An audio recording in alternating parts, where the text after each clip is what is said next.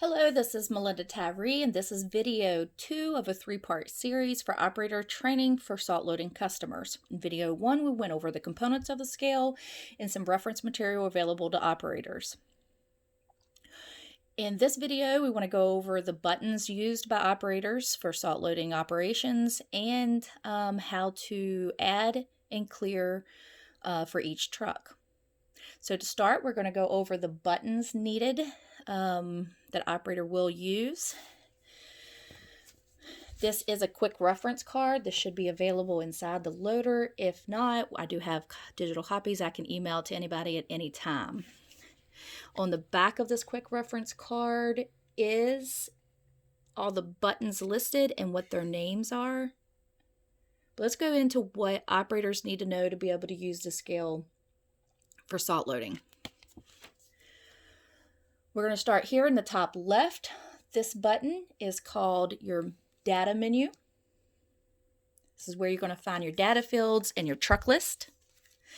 You have a setup menu or power button. We'll go over this in video 3. You have up scroll button, a down scroll button. You have enter or yes, which is this little check mark down here. This is your back button or your recall button. It looks like a return arrow. And then you have your add, your clear, and your check zero. So the buttons we went over is your data menu, your setup menu, your up scroll, down scroll, enter or yes, back button, recall button, add, clear, and your check zero.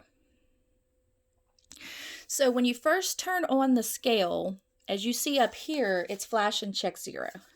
But when you first turn on the machine, because the scale automatically comes on, it's going to say warm-up lifts. Where it says check zero, it's going to say warm-up lifts. Can you see that? What that does is gets the hydraulic fluid moving. So before you can weigh any material, you're going to lift that boom 3 times. It's going to count down 3, 2, and then on 1, it will weigh. After you get through the 3 warm-up lifts, you're going to have a check zero alert up here. This is not an error. This is just an alert. And I'll go into right now what check zero means. On the window of your cab of the machine, there should be a basics of weighing sticker. The basics of weighing sticker at the bottom here says to zero. For optimum accuracy, you must zero an empty bucket regularly. To do this, tilt the empty bucket back so that it is fully rolled back. Raise it and then press the zero with the 2 arrows. So we're going to call this the check zero button. A note about checking zero. When you check zero on your scale, you want to do that before you start loading and periodically through your shift. You can't over zero your scale. You can do it after each truck, after every 3 trucks, every 15 minutes, every half hour. It is advised to check zero on your scale as often as possible. That will accommodate for hydraulic temperature change and also stickage in the buckets. Most likely during a winter storm event, there will be salt that's going to freeze inside the bucket, and that will cause false weights. If you zero that out, just like with any other scale, as long as you zero it out and tear out the scale, it will be at 0 when you start loading. So we're going to go ahead and check zero. I have a simulator here that's going to allow me to simulate I'm loading with a loader. And I'm going to lift up an empty bucket. You may have a little bit of weight. That's okay. You just want to hit the 0. Do not worry about what comes up on the screen when you lift that empty bucket up. Just check 0 by clicking the check 0 button. Now, as far as weighing with the scale accurately, also on the basics of weighing sticker, it says here about rolling the bucket all the way back to the stops instead of having it maybe rolled out. That is important because the scale is calibrated with the bucket all the way to the stops, and that's going to accommodate for center of gravity. If it's rolled out, you're not going to get an accurate weight. After you have warmed up your scale and you have checked 0, we'll go now into the data fields. The primary function of an operator during a winter storm event is going to be selecting the truck that you'll be loading.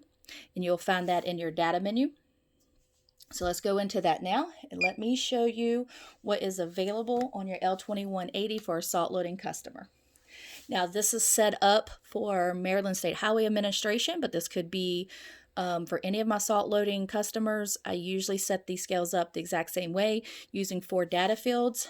There's a product data field, a truck data field, event, and direction. At the beginning of the storm, you'll most likely go ahead and select your product. You'll select direction as in out. Let me explain to you what direction is. That is the direction that the salt is going. Is it going out of your dome, or is it coming back in after a truck or after the storm and your trucks has offloaded?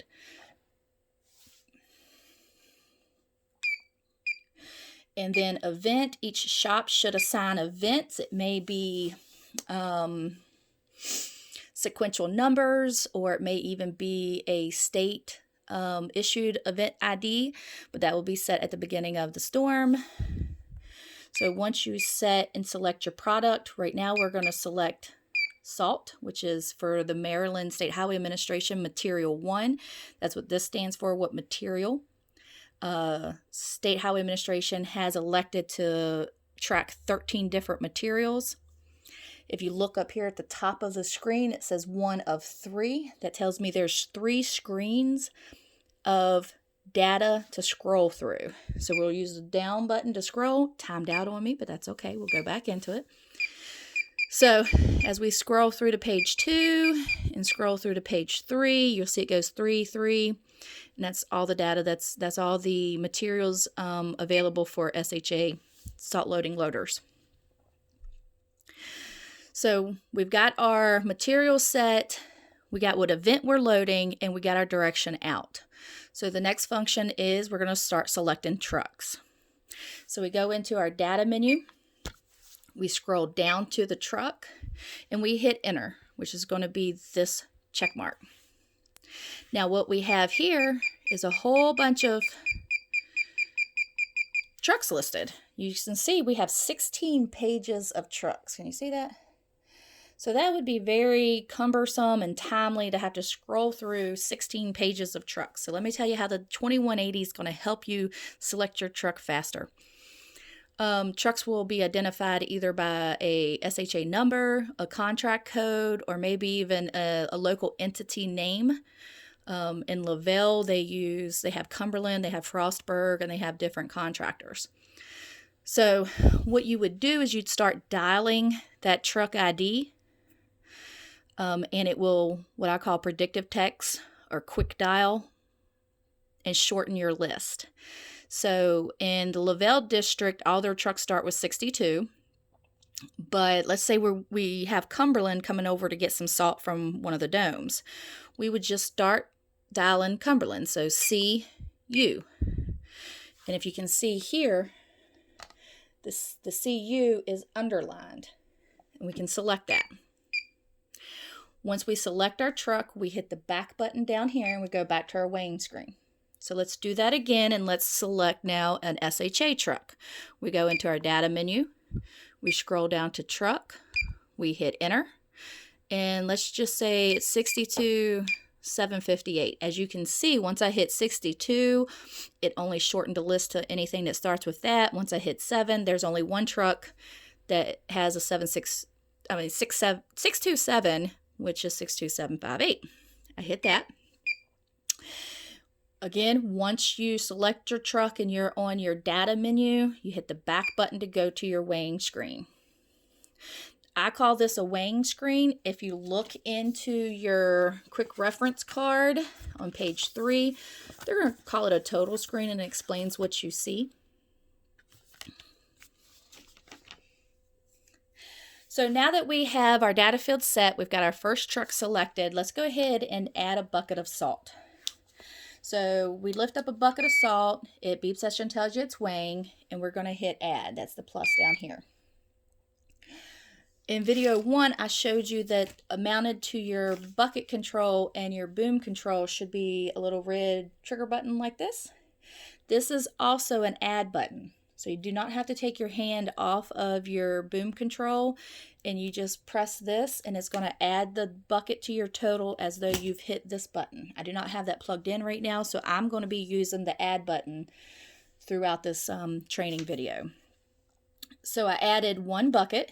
You can see it up here. It says 1 and 4.7 tons. I'm loading truck 62758. I'm on event test 11.19 and my direction is out.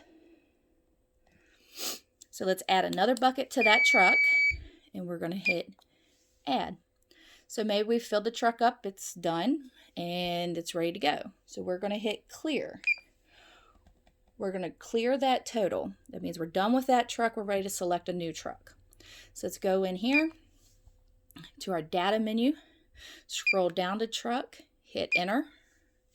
Now this time it's a contractor truck. Lavelle has given each contractor what I call a short code that the operators identify the trucks by. And let's just say one of them is G1. Okay, so I know G1 is the number 4, G. Oh, G1's right there. I hit enter. I hit the back button to go back to the weighing screen, and now I'm ready to load salt. Tells me I'm on truck G1. I'm still on my test event, and I'm still loading out. So let's load. Let's add. And let's load again. Now let's just say you've just loaded that bucket and you got distracted. For whatever reason, you timed out. You saw it just timed out on you. But that's okay, because as a loader operator, you control what the scale does and you're able to recall the last bucket that you loaded. You do that by the back button or the recall button. So we hit the recall button and then we hit add. So we just recalled the bucket that we timed out on and then added it back to the totals. So we're good to go. Then let's clear this total. Now we're ready to go to another truck. Data menu, we scroll down, we hit enter, and let's just say it's 62.2. So we have 221, if it's 23, you can keep dialing. But let's do 2237. We're going to back out and go back to our weighing screen, and we're going to load this truck. So what we've went over in this video is the primary buttons that a loader operator will use, which is your data menu, your up and down scroll buttons, your enter, your recall, your add, your clear, and your check zero, because you're going to want to check zero periodically through your shift. Periodically through your shift, it will alert a check zero up here to remind operators that they want to check their zero. Okay, that concludes video 2. We're going to move on to video 3, which is a few additional functionalities of the scale to help operators use the Loaderite L2180. Thank you.